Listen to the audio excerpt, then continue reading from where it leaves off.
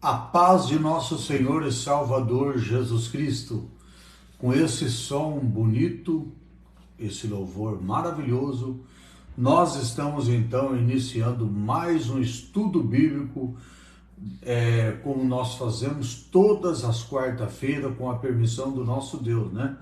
Todas as quarta-feiras, estudo bíblico online, aqui pela página, pelo perfil do Facebook da Igreja Pentecostal Casa de Oração. Lembrando que a Igreja Casa de Oração está localizado na rua Vera Cruz, 184, na Vila Real, na cidade de Várzea Paulista. Nossos cultos todas as terça, quinta, sábado e também aos domingos. Hoje, lição de número 11, nós vamos estudar o culto da igreja cristã. Antes vamos agradecer a Deus num pequeno instante de oração. Senhor Deus e Pai, obrigado nesta noite, Jesus, por esse momento, por esse dia, Senhor, que o Senhor nos concedeu e por esse momento que nós estamos aqui, ó Pai, já reunidos, Senhor Jesus, online, através, meu Deus, da internet, da página do Facebook. Meu Deus, estamos transmitindo esse estudo online juntamente com os nossos irmãos que vão estar também, meu Deus, conosco, reunido online, Senhor Jesus, na Tua presença. Deus, muito obrigado. Que o Senhor venha através do Teu Espírito Santo nos dar entendimento, sabedoria, para que nós possamos, ó Deus, entender a Tua palavra, não de acordo com o nosso desejo, com o que nós queremos, mas de acordo, meu Pai, com o ensinamento e discernimento do Teu Espírito Santo em nossa vida, em nome de Jesus. Amém. Graças a Deus, irmãos. Então, lição de número 11, o culto da igreja cristã. O nosso texto áureo, ele diz assim: que fareis, pois, irmãos, quando vos ajuntais, cada um de vós tem salmo, tem doutrina, tem revelação, tem língua, tem interpretação. Faça-se tudo para edificação. Isso está escrito em 1 Coríntios, capítulo 14, versículo de número 26. Paulo ensinando a igreja de Corinto, está na presença de Deus, adorando o Senhor, num culto de adoração e louvor ao Senhor Jesus. Verdade e prática. O culto é uma sublime forma de nós expressarmos em adoração, louvor, gratidão e total rendição. Então é isso, quando nós vamos à igreja, nós precisamos fazer justamente dessa forma, né? Estarmos reunidos, não por uma reunião de nós estarmos então revendo os amigos, irmãos, para nós poder então expressar, mostrando que nós estamos ali, não. O verdadeiro propósito do culto é dessa forma, expressarmos primeiro adoração ao Senhor, expressarmos em forma de louvor, de gratidão e de total rendição ao nosso Deus. Hoje a nossa leitura em classe está no livro de Efésios, livro de Efésios, capítulo 5. Nós vamos estar lendo do versículo 15 até o versículo de número 21, que diz assim a palavra de Deus, Efésios 5, o capítulo 5, e o versículo do 15 até o 21, que nos diz assim: portanto, vede prudentemente como andais, não como nécio, mas como sábio, remindo o tempo, porquanto os dias são maus. Pelo que não sejais insensato, mas entendei qual seja a vontade do Senhor. E não vos embriagueis com vinho, nem em que há contenda, mas enchei-vos do Espírito Santo, falando entre vós com salmos, hinos, cânticos espirituais, cantando e salmodiando ao Senhor no vosso coração, dando sempre graças por tudo ao nosso Deus e Pai, em nome de nosso Senhor e Salvador Jesus Cristo, sujeitando-vos uns aos outros no temor de Deus. Maravilha, né? Que palavra gloriosa está no livro de Efésios, que nós acabamos de ler agora, capítulo 5, versículo do 15 ao versículo 21. Hoje, nessa lição, nós vamos estar, então, fazendo no primeiro tópico, identificar a grandeza do culto de Deus na sua forma e conteúdo. E no tópico de número 2, nós vamos compreender o genuíno propósito do culto cristocêntrico, onde tem Cristo no centro, ou seja, tudo está centralizado no Senhor Jesus Cristo. Tópico de número 3, nós vamos enfatizar a primazia das Escrituras e a importância de adoração entusiástica na liturgia pentecostal. Ou seja, se nós realmente fizermos tudo isso, nós estaremos então agradando a Deus, porque estamos fazendo o que a Bíblia diz, tudo com ordem e decência, né? Graças a Deus por isso, né? Nossa introdução dessa noite, ela nos diz assim: nesta lição nós vamos estudar o culto cristão sobre diferentes aspectos, pois precisamos conhecê-lo em sua natureza.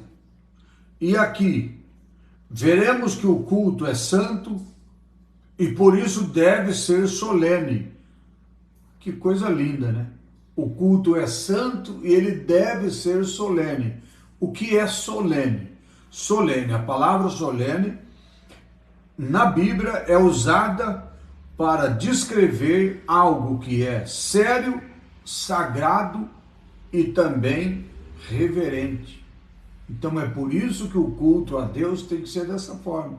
Ele tem que ser solene, porque quando nós falamos num culto solene, nós estamos falando num culto que é sério, nós estamos falando de um culto que é sagrado, nós estamos falando de um culto que tem reverência ao nosso Deus, né? Então, isso é maravilhoso. Assim também nós mostraremos que a glorificação a Deus e a edificação da igreja são os propósitos sublimes do verdadeiro culto cristão. Ou seja, quando nós estamos na igreja, estamos glorificando a Deus, não é para as pessoas verem que nós estamos dando glória, não.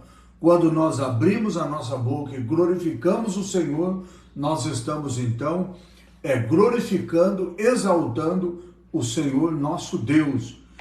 E por último, mostraremos que todo culto também, ele tem um ritual. O culto precisa ter um ritual, né? E todo culto tem um ritual. Aí vamos entender o que é então ritual. O ritual significa um conjunto de regras socialmente estabelecido que deve ser observado. Por isso que Paulo diz: fazei tudo com ordem e decência. Então os cultos precisam ter regra. Ele precisa ter realmente alguém que estabeleça então na direção de Deus as regras, como que vamos então estar na igreja prestando um culto a Deus, mas um culto não desordenado, um culto com regra, com ordem, com decência, aonde realmente o nome do nosso Deus ele possa ser glorificado. Imagina você estar num culto, você não sabe que hora começa, não sabe que hora termina, você às vezes fica sem entender de todas as formas. Muitas das vezes a pessoa chega na igreja, gosta de participar do início do culto, chega lá, o culto já começou. Às vezes está marcado para 19 horas, mas os irmãos chegam lá, o culto já está em andamento. De repente o culto era para se encerrar às 21 horas, 9 horas. Aí o culto acaba 10 horas, acaba meia-noite, acaba 11 horas. Então, culto, a palavra de Deus, ela nos ensina. Ele tem que ser realmente de acordo com o ritual, de acordo com as regras, de acordo com socialmente estabelecido, ou seja, de acordo com os irmãos estabeleceram, reuniram e tiveram um acordo, fizeram uma regra. Então ali tem que ser observado todos esses deveres dessas regras que seja cumprida, né? Então, por isso que fala dessa forma. E também no último mostraremos que o culto também tem um ritual. E no contexto da igreja cristã, destacaremos o papel da Bíblia e da adoração entusiástica na dinâmica pentecostal. Então é tudo isso que nós vamos estar no decorrer desse estudo, aprendendo junto da palavra do nosso Deus, né? Tópico de número 1, nós vamos falar aqui sobre a natureza do culto. Tópico número 1. O primeiro ponto é o culto como serviço. Culto como serviço. Então, o que é isso? Nós vamos entender agora. Na Bíblia, o culto é mostrado como um serviço, isto é, uma vida entregue, consagrada a Deus. Em um primeiro plano, tem a ver com a atitude com o qual se cultua o Altíssimo, de maneira que nós vamos então cultuar a Deus, o Altíssimo. E em segundo plano, como forma de cultuar. O culto, portanto, expressa uma combinação de obediência à palavra de Deus em forma de ritual. Como essa adoração acontece? De que forma, então, que essa adoração acontece? Nós vemos aqui que esse culto tem, então, algo que nós precisamos prestar um serviço a Deus. É um momento de adoração, momento de nós estarmos na presença de Deus, adorando o Senhor, prestando ao Senhor Jesus um serviço de adoração. Então, o livro de Atos dos Apóstolos, por exemplo, ele mostra adoração como no contexto do cristão, adoração no contexto do culto cristão. Enquanto os cristãos serviam, isto é, enquanto eles cultuavam o Senhor, o Espírito Santo, ele comissionou o primeiro missionário da igreja, ou seja, enquanto os irmãos estavam na presença de Deus, prestando um culto a Deus, adorando o nosso Deus, o Espírito Santo estava trabalhando entre os irmãos. O Espírito Santo estava trabalhando entre os irmãos ali reunidos na igreja, adorando a Deus. E ali o Espírito Santo então já separa o primeiro missionário para ir para o campo fazer a obra de Deus, porque ali eles estavam reunidos na presença do Senhor, cultuando ao Senhor, prestando serviço ao Senhor e o Senhor trabalhando no meio deles através do Espírito Santo. O Espírito Santo então comissionou os primeiros missionários da igreja. Isso nós vemos no livro de Atos dos Apóstolos. Como fala que comissionou, o que é comissionou? Ele incumbiu, ou seja, o Espírito Santo separou os primeiros missionários, enviou incumbiu a eles, deu a eles uma missão, deu a eles então, ou seja, confiou neles, né? Confiou neles, deu a eles uma atribuição de algo que eles fossem incumbidos a fazer, que era falar da palavra de Deus, pregar o evangelho de Cristo, ganhar almas para o Senhor Jesus, divulgar o nome de Jesus por toda a terra.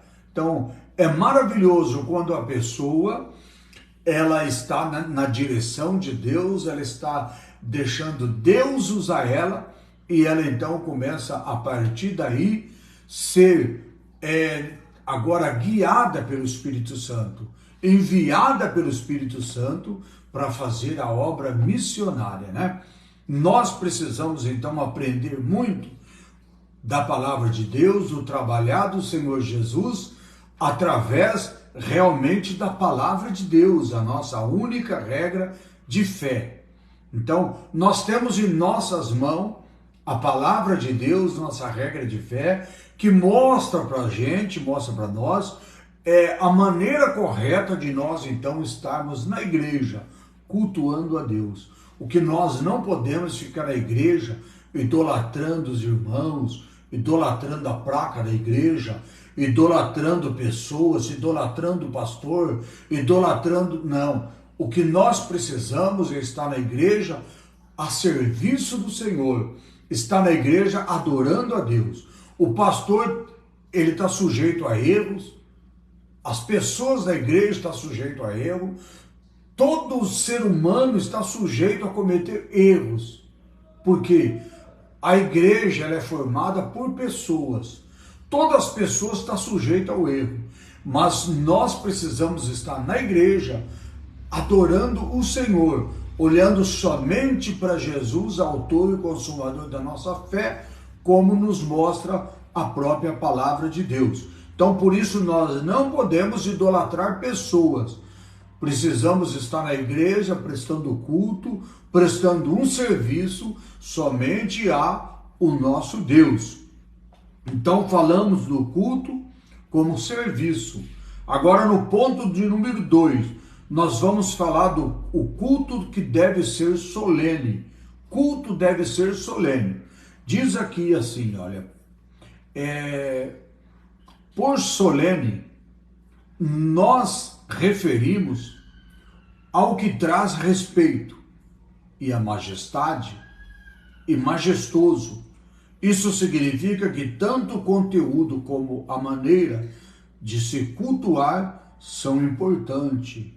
Então, é importantíssimo.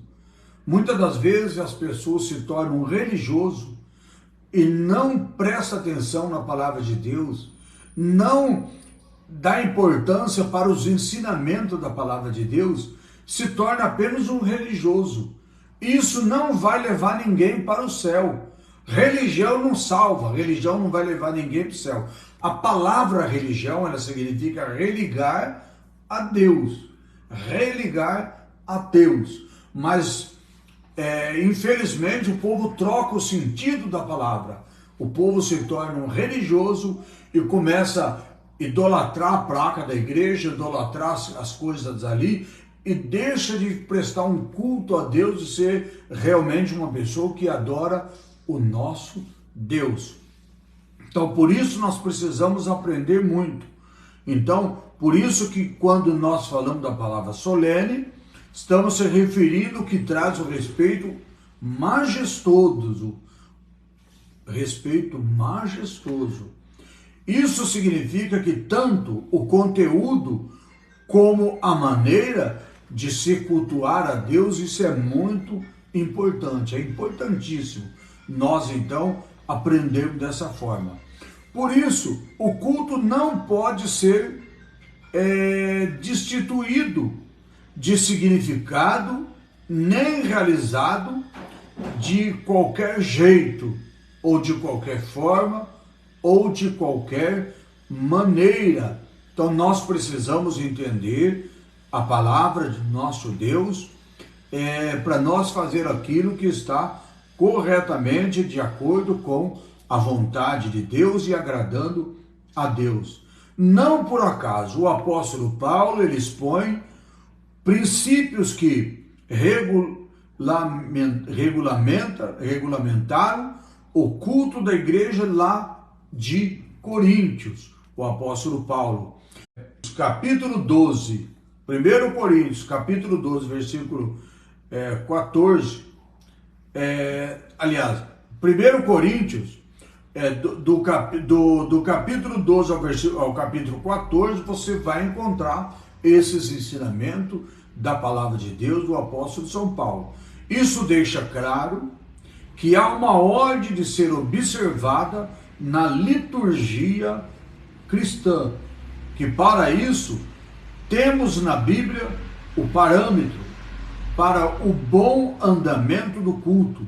Por exemplo, aos Coríntios, é o que nós precisamos então estar entendendo. Aos Coríntios, o apóstolo Paulo, ele destacou o seguinte: mas faça-se tudo decentemente, com ordem. O apóstolo Paulo fala isso em 1 Coríntios capítulo 14, versículo 40. Então o apóstolo Paulo fala assim: mas faça-se tudo decentemente, com ordem, porque precisa, né?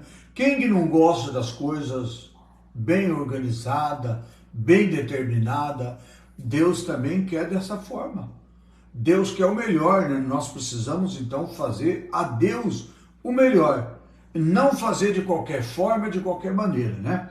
É a mesma coisa quando nós fazemos alguma coisa para alguém. Não é porque às vezes nós estamos fazendo sem cobrar que nós vamos fazer tudo bagunçado de qualquer forma, não. Quando nós vamos fazer alguma coisa para alguém, se for pago ou não, nós temos que fazer com amor, fazer o melhor, fazer da melhor forma possível. E então o apóstolo Paulo, ele escreve: faça-se tudo decentemente, com ordem. E nesse texto temos os termos grego eusis monos, que traduzido como decentemente, a palavra decentemente significa então decorosamente, significa que itax, que traduzido como ordem.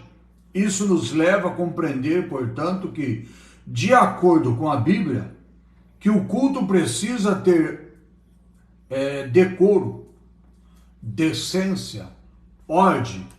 A palavra decoro significa também comportamento, ou seja, a igreja precisa ter um bom comportamento. Imagina você estar no culto, as pessoas andando de um lado para o outro. Imagina você num culto e as pessoas conversando em todos os lugares, contando historinha, conversando um com o outro e não tendo reverência ao nosso Deus. Então isso é realmente desonroso, né? E então por isso o culto, ele precisa ter realmente ordem, precisa ter decência, né? Ponto de número 3. O culto é santo. Então nós já falamos no primeiro ponto que o culto é como serviço a Deus. No segundo ponto nós falamos que o culto é solene. O terceiro ponto é que o culto é santo. A santidade de Deus é afirmada por toda a Bíblia. Livro de Levítico 11:44, Isaías 43:3, 1 Pedro 1:15-16, visto que Deus é santo, o culto também deve ser santo. Como Deus é santo, o culto também deve ser santo.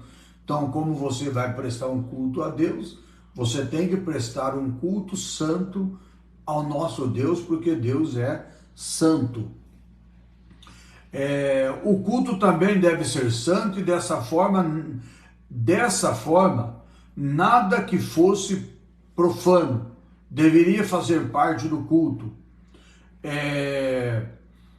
e da vida de quem pratica no Antigo Testamento, de quem pratica no Novo Testamento, não é no Antigo, no Novo Testamento. Então, ou seja, o culto é santo, a igreja é santa, Deus é santo e precisa ser santo todos os que praticam, que realizam os cultos, também como nós encontramos ao longo de todo o Novo Testamento.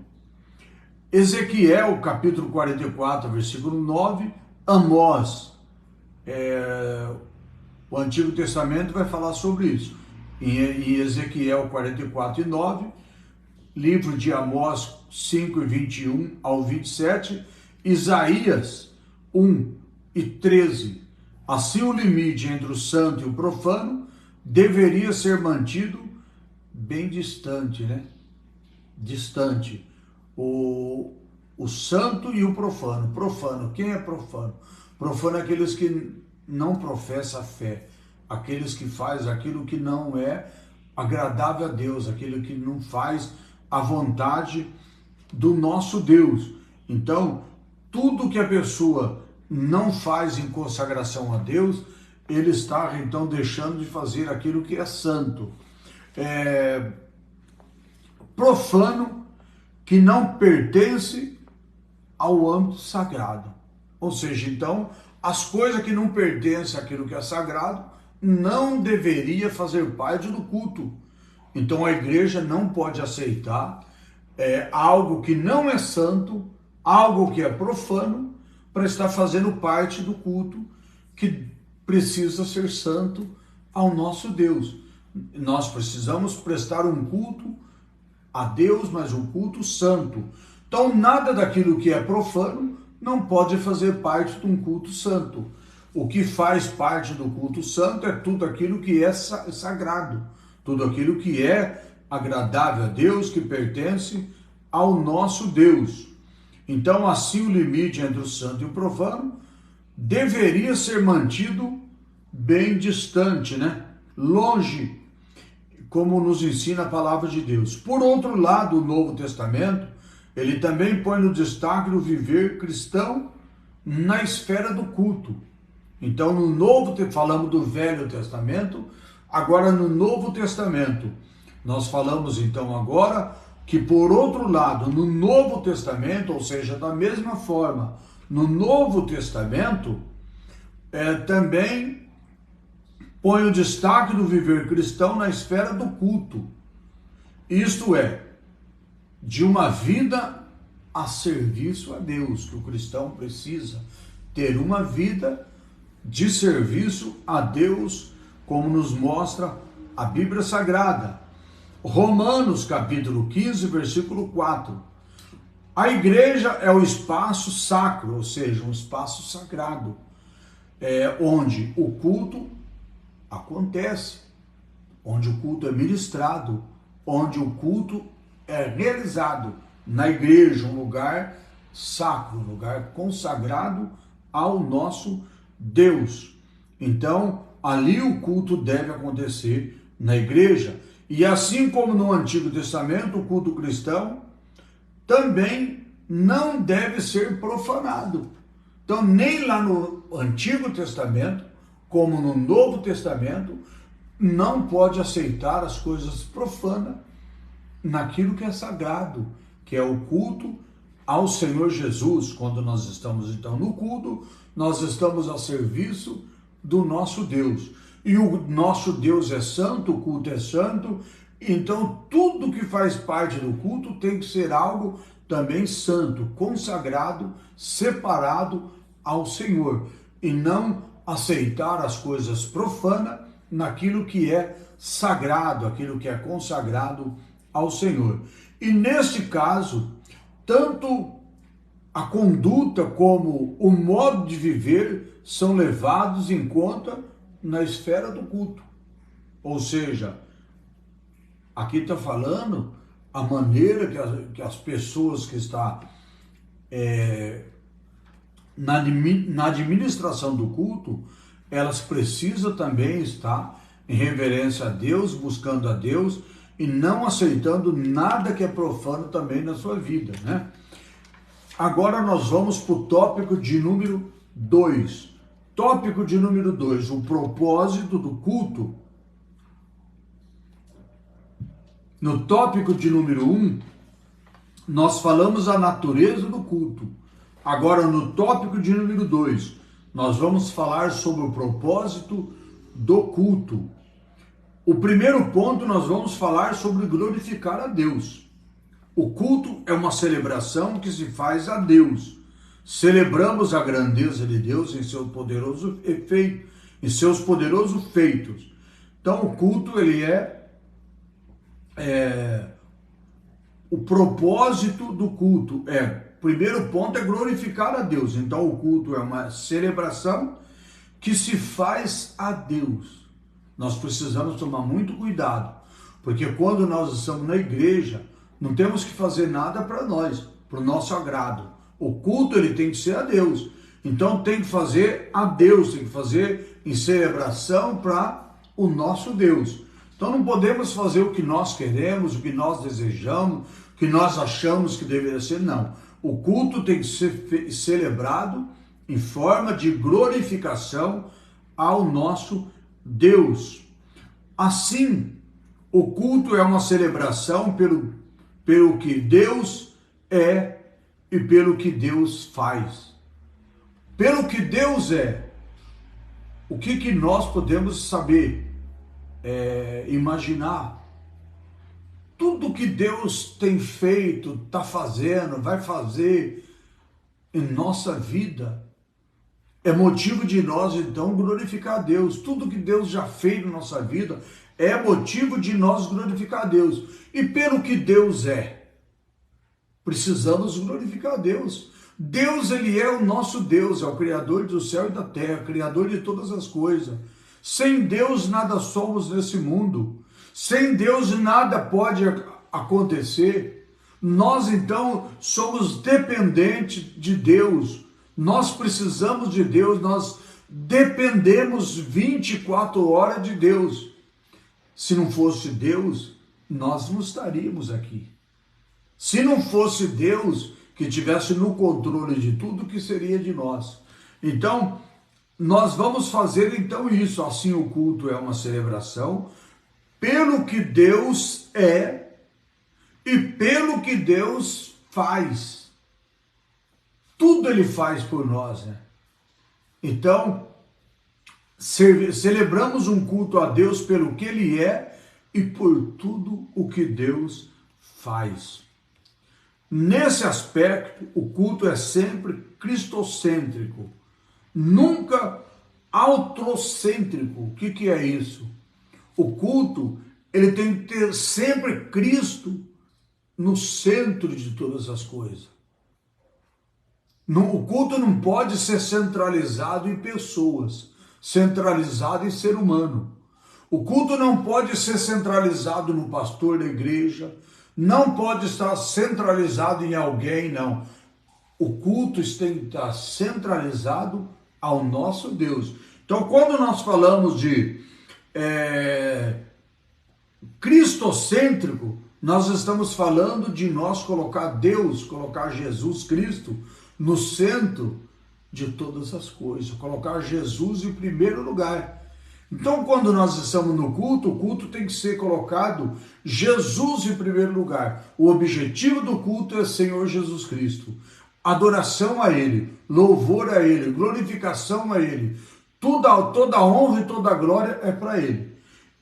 E quando às vezes acontece das pessoas querem fazer o culto, como nós falamos aqui, antropocêntrico, que é colocar as pessoas no lugar do próprio Deus. Colocar as pessoas como elas fossem a mais importante do culto. Então, colocar o homem como um indivíduo central. O indivíduo central, o homem, Não, nós temos que colocar Jesus como o central. Nós temos que estar, a própria Bíblia diz, olhando somente para Jesus, autor e consumador da nossa fé. Então, quando você coloca Jesus em primeiro lugar, você tem Jesus como o cristocêntrico no culto, você está tendo Jesus em primeiro lugar em todas as coisas. Não é colocar o homem como um indivíduo central e dar glória ao homem, honra ao homem. Não, nós temos que fazer isso em adoração ao Senhor e adorarmos somente o nosso Deus Criador do céu e da terra. Cristo é a esfera ou lugar onde deve acontecer o verdadeiro culto. Jesus Cristo. Ele é o único mediador entre Deus e os homens. Jesus é o único mediador, não há outro. Não tem mediador daqui da terra, não tem medianeira, não tem. Jesus Cristo, o único mediador entre Deus e os homens. Isso nós vamos encontrar em 1 Timóteo, capítulo 2, versículo 5, né? E se Deus não é celebrado, se ele não é glorificado, então o culto perdeu o real sentido. Se nós vamos na igreja, não vamos adorar a Deus, nós perdemos o sentido. Deixamos de fazer aquilo que é correto. Então, o verdadeiro sentido do culto é nós, então, celebrarmos ao Senhor e glorificarmos ao Senhor. Porque se nós não fizermos isso aí, nós perdemos o sentido do culto. Ponto de número 2. Quando não se cultua a Deus. Quando não se cultua a Deus. De fato, há culto que não cultua a Deus. Infelizmente tem, né? Não deveria ter, mas infelizmente tem. Paulo censurou os coríntios afirmando que quando vos ajuntais no lugar, não é para comer a ceia. Era como se dissesse, o que vocês estão celebrando não é a ceia. O apóstolo Paulo ensina a igreja de Corinto dessa forma. Porque o apóstolo Paulo via que a igreja estava de uma maneira desordenada, celebrando a ceia, mas cada um comia sua própria ceia, trazia sua ceia de casa, envergonhava aqueles que não tinham nada para trazer, não esperava um pelos outros, cada um comia sua ceia, de acordo com o que bem queria, de acordo com o momento que ela queria, e um se embriagava. Então Paulo, ele escreve de uma forma dizendo àquela igreja, quando vós ajuntais para num lugar, não é para comer a ceia do Senhor. Portanto, ele fala assim, quem tiver fome que coma em casa, porque a ceia do Senhor não é para comer. Não é para encher barriga, não é para se alimentar. Então, quem tem fome, come em casa. A ceia não é para matar a fome. Nós vemos aqui que a palavra de Deus, ela está nos mostrando claramente, então, que não é para nós fazermos isso, o ensinamento do apóstolo Paulo. Então, era como Paulo estivesse dizendo para a igreja que vocês estão celebrando. Isso não é ceia. Vocês não estão ceando, não estão comendo do corpo e do sangue do Senhor Jesus. Então, é um ensinamento do apóstolo Paulo. Não era um culto que ele estava fazendo. Não naquela maneira. Infelizmente, há muitas reuniões esvaziadas para se parecerem com culto. Apenas parece com culto, mas não é um culto. Então tem muitas reuniões esvaziadas. não tem as regras da palavra de Deus, não tem ordem, não tem decência, não tem a direção de Deus, e as pessoas então se reúnem e aparentemente parece que estão celebrando um culto a Deus, mas não estão. Então diz aqui que é apenas uma reunião esvaziada, para que parece um culto, mas de fato não são um culto. Então nós temos que tomar muito cuidado para isso não estar acontecendo também conosco, né? Parece uma reunião profana, tanto na forma quanto na sua essência. Uma reunião profana, onde não tem as coisas sagradas. Eu tenho que tomar muito cuidado de falar, mas a grande verdade é essa, que isso acontece muito. Infelizmente, hoje até a politicagem está acontecendo demais. Tem hora que dá vergonha de saber que nós estamos numa igreja e saber que o culto, em vez de ser para o Senhor, em vez de ser em adoração ao Senhor, o culto está sendo realizado de forma profana, oferecida, às vezes a candidatos, aos políticos. Isso é realmente desagradável, mas infelizmente tem ocorrido muito também dessa forma. Ponto 3. Edificar a igreja. A igreja precisa ser edificada. E as coisas profanas não edificam a igreja. O que edifica a igreja são as coisas consagradas ao Senhor. As coisas que é realmente a serviço do Senhor, as coisas santas. Então isso é edificação para a igreja. Um dos propósitos principais do culto é trazer edificação à igreja. Propósito do culto. Imagina, a igreja reúne, em vez de ter uma edificação, às vezes sai todo mundo vazio, todo mundo sai do culto sem receber uma palavra que veio do trono de Deus, sem prestar um louvor a Deus, uma adoração a Deus.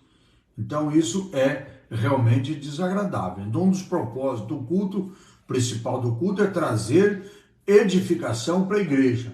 Assim, na esfera do culto, tudo deve-se buscar edificação na esfera do culto, né? Na hora do louvor, na hora da palavra, na hora da oração, tudo tem que fazer no propósito de buscar de Deus uma edificação para a igreja, fazer a igreja se aproximar do nosso Deus e ter mais desejo então de estar ali cultuando a Deus, buscando a Deus e de estar se edificando a cada vez mais, que se reúne em adoração para o nosso Deus. O verbo grego oikonomeo,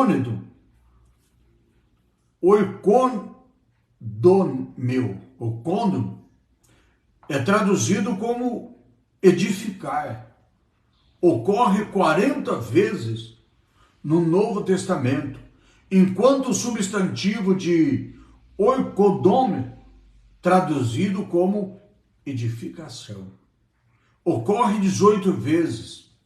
O sentido é de algo que está sendo construído, como na parábola da casa edificada sobre a rocha, que Jesus fala lá no livro de Mateus, capítulo 7, versículo de 24 ao 26, e também lá no livro de Lucas, do capítulo 6, no versículo 48.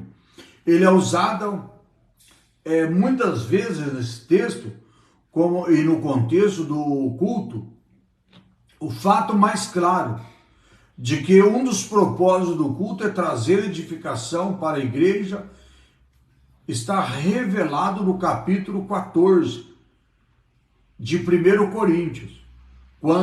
Nesse capítulo, o apóstolo disciplina os usos dos dons na igreja pelo fato de seu uso não estar trazendo edificação na igreja. O apóstolo Paulo fala muito isso, porque quando fala língua, se não tiver interpretação, não edifica as pessoas que ouvem. Então, se falar língua e não tiver interpretação, só vai ser edificado aquele que está falando. Mas aqueles que estão ouvindo não sabem nem o que estão ouvindo. Como que uma pessoa vai ser edificada ouvindo uma coisa que ela não entendeu, que ela não sabe? Então precisa realmente a igreja buscar os dons de interpretação. Ter os intérpretes na igreja para estar trazendo edificação na igreja quando Deus usa alguém nos dons de língua. Então é muito importante para a igreja, né? É muito importante. E nesse capítulo, o apóstolo também disciplina os usos dos dons na igreja pelo fato do seu uso não estar trazendo edificação na igreja. Assim, aquele que fala língua na esfera do culto público deveria interpretar para que a igreja, então, ela fosse edificada através daquele dom de língua. Em 1 Coríntios 14, versículo 5, todos os demais dons deveriam seguir esse mesmo critério de ter também a interpretação.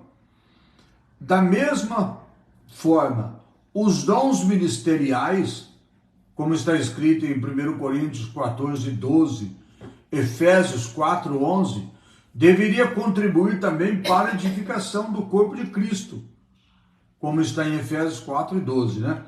Então, todos os dons, não é só o dom de língua, todos os dons precisam de realmente ter intérprete para que esteja, então, trazendo edificação na igreja. Tópico de número 3, a liturgia do culto. Então, nós estamos falando desde o princípio do estudo, desde o início do estudo, nós estamos falando sobre o culto. Então, nós já falamos da natureza do culto, no primeiro tópico.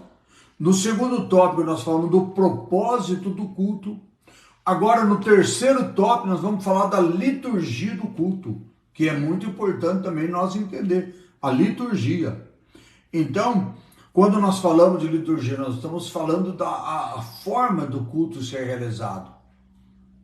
Não existe uma regra na Bíblia como que deve ser feito, mas existe, cada igreja, tem uma liturgia. Essa liturgia, então, ela precisa estar sendo de forma bem organizada para que o culto seja, então, uma edificação a serviço do Senhor e uma edificação para a igreja.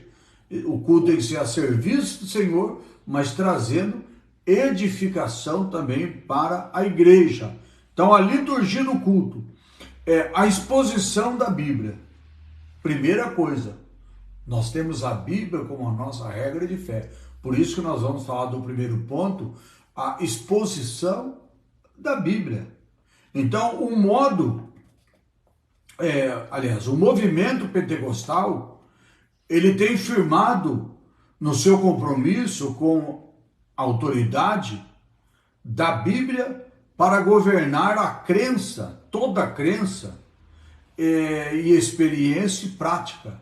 Ou seja, a igreja, ela é governada por essa autoridade, que é a palavra de Deus, a Bíblia Sagrada. Nós temos a Bíblia como a nossa regra de fé. Então, por isso que fala dessa forma. O movimento pentecostal tem firmado o seu compromisso com a autoridade da Bíblia. A Bíblia é a nossa autoridade, né?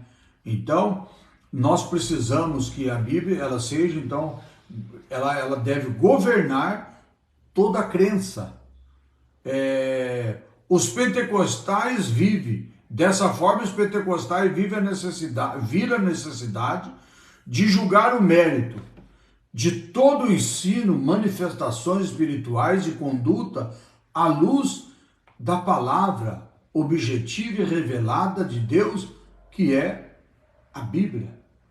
Por isso que nós resumimos de uma forma em geral, já falando, nós temos a Bíblia como regra de fé, temos a Bíblia como a palavra do nosso Deus, né? Esse fato mostra que a leitura e a exposição da Bíblia, ela deve ocupar o lugar de primazia na dinâmica da liturgia do culto. Se imagina nós estar na igreja cultuando a Deus e nem usar a Bíblia. Cultuando a Deus e não usar a Bíblia. Não ser feito uma leitura da palavra de Deus. Nós costumamos fazer uma leitura no início e uma leitura depois, então, na hora da pregação final. Então, a Bíblia, ela tem que ser usada como primazia no nosso culto, que nós estamos ali reunidos, adorando o Senhor. Então, nós precisamos ter a Bíblia como uma primazia.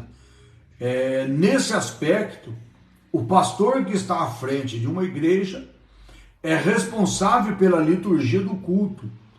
Deve, então, ficar atento ao lugar que as Escrituras têm no culto.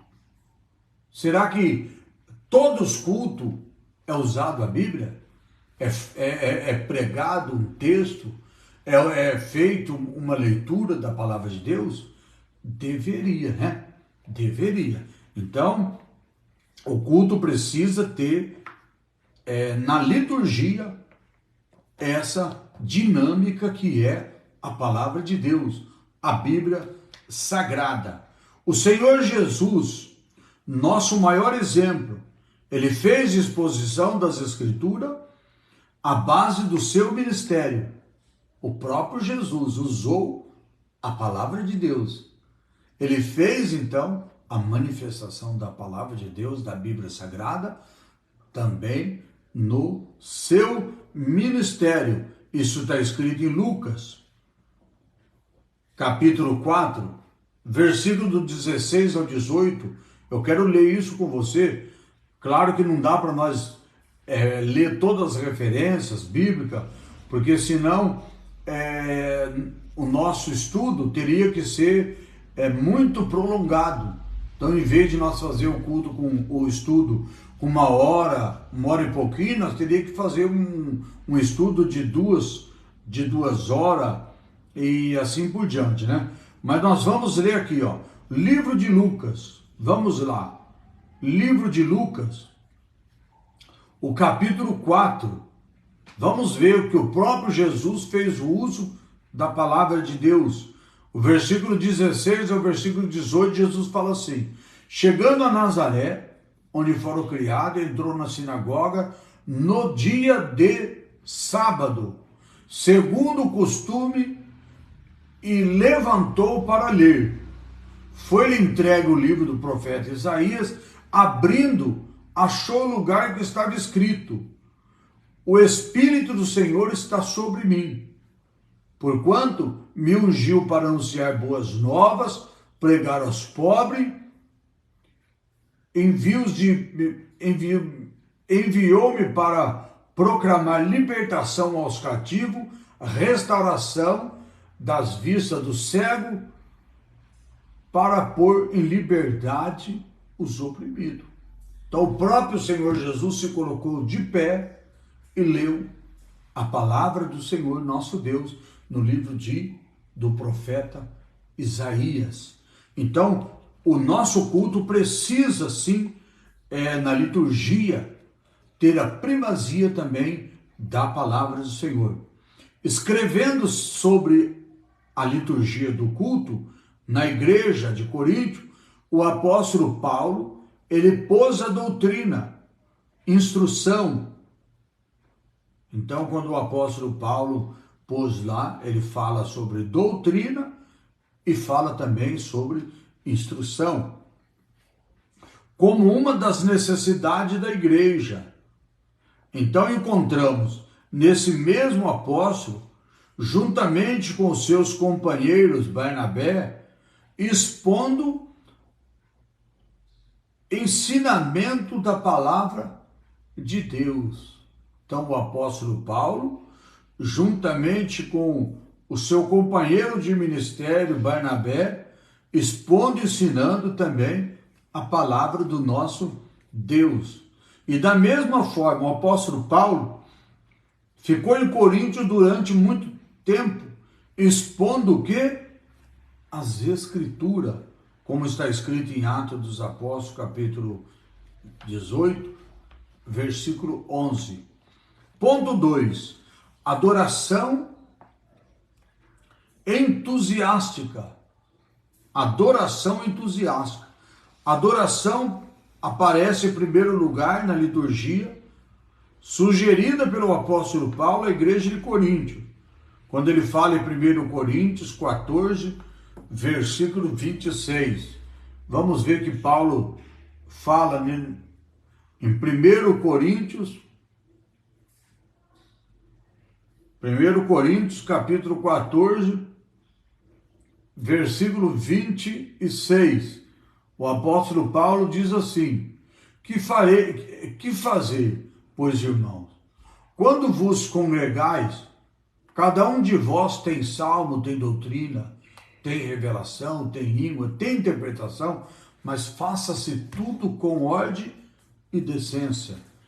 Então a palavra salmo, usada nesse contexto, ele traduz do grego psalmo, que é uma referência ao inário usado pelos primeiros cristãos. Então, quando o apóstolo Paulo está falando tem salmo, ele está falando disso. Ele está falando então de um inário, ou seja, de adoração, de cantar louvores ao nosso Deus. Então, o inário usados pelos cristãos. É possível que o apóstolo Paulo esteja se referindo Salmo de Davi também, com esse louvor, né? Salmo de Davi. Não há dúvida que a adoração da igreja primitiva era muito entusiástica, porque a Bíblia mostra que o povo lá dos primeiros cristãos lá na igreja primitiva, eles tinham realmente um amor tremendo pela obra de Deus, amando a igreja, amando os irmãos. Inclusive, eles vendiam tudo que eles tinham para repartir com os irmãos. E eles viviam dessa forma, em adoração, agradando o nosso Deus, né? Isso porque Paulo se refere a cristão cheio do Espírito Santo, que se reunia para adorar o Senhor. Como está escrito em Efésios 5, o versículo do 20 até o versículo do 18 até o versículo 20. Terceiro e último ponto que nós vamos estar falando e comentando nessa noite. O lugar da adoração no culto pentecostal. O lugar da adoração no culto pentecostal. Um grande teólogo pentecostal, Williams, destaca o lugar de adoração que tem entre os pentecostais. De acordo com ele, desde o começo, os pentecostais foram estar conhecidos no mundo todo pela reunião dos cultos alegre, alegres e ruidosas, né? Então, isso sempre foi conhecido realmente. Quando fala do culto pentecostal, fala de um culto alegre, um culto das pessoas glorificar a Deus, dar glória a Deus, um culto fervoroso, um culto realmente que as pessoas não ficam ali, não dá tempo das pessoas ficar quieto, ficar parado. As pessoas estão ali realmente a serviço a Deus, glorificando, exaltando o nosso Deus e alegre, feliz na adoração ao nosso Deus, né? Isso era visto como reuniões de oração, nas quais todos os presentes, coletiva e holoquentemente, derramava o coração perante Deus em oração e louvor. Então, pessoas fervorosas, né? Eloquentemente, pessoas que vibravam, glorificava a Deus fervorosamente na presença do nosso Deus. Culto de oração, culto de louvor, não importa qual seja o culto, né? Mas fervoroso na presença do nosso Deus. Isso também acontece no levantar das mãos com a resposta, a perspecção de Deus, de que Deus faz presente.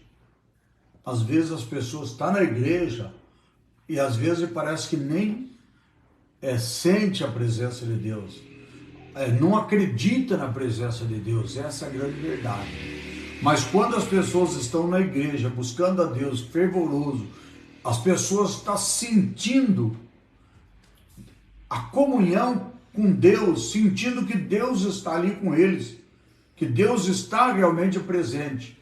Mas se as pessoas tiverem daquele jeitão que às vezes está no culto, mas o coração, o pensamento não está no culto, então não vai sentir a presença de Deus, não vai contemplar a presença de Deus, né? Mas aqueles que estão na igreja fervorosamente adorando a Deus, eles estão sentindo a comunhão com Deus, estão sentindo a presença de Deus juntamente ali em adoração ao Senhor, né? Faz parte também da liturgia pentecostal louvar a Deus em alta voz e exercitar os dons espirituais durante o culto. Isso faz parte, né? Faz parte. A igreja cantar em altas vozes ao Senhor, né? Adorar o Senhor em altas vozes.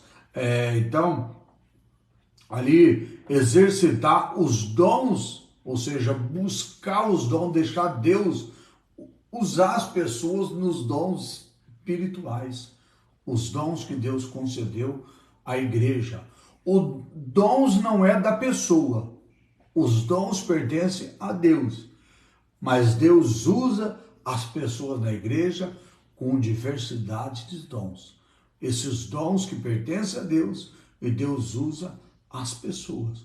Muitas das vezes as pessoas se enganam, pessoas acham que ela tem. Não, ela não tem nada. O que tem é Deus. Deixa Deus usar, né? Então, é dessa forma o trabalhar de Deus também no culto de adoração ao nosso Deus. Então, feliz a igreja que tem realmente essa convicção de estar realizando o culto a serviço do nosso Deus, né? Não a serviço de homem, né? Mas sim a serviço do nosso Deus. Para nossa conclusão nessa noite, nessa lição, vimos então os princípios de que deve reger um culto cristão. O culto não pode ser de qualquer forma.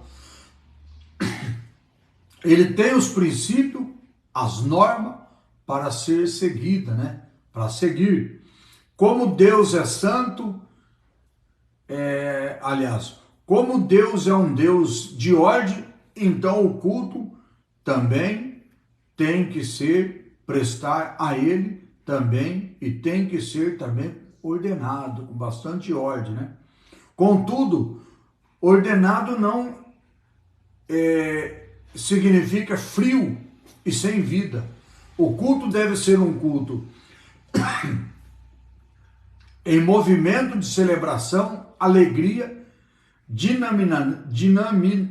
dinamizado também pelo Espírito Santo. Quando nós falamos de um culto, então, que tem que ser um culto com ordem, culto com decência, não podemos interpretar que tem que ser aquele culto frio, tudo programado, não pode dar um glória a Deus. Não, não é isso. O culto ordenado, com ordem, com decência, é aquele culto que não sai fora daquilo que realmente ele é determinado, nas normas, nas regras, mas o culto tem que ser culto fervoroso de adoração ao Senhor. Amém? Que Deus, então, abençoe a todos. Muito obrigado pela sua presença. E se Deus assim nos permitir,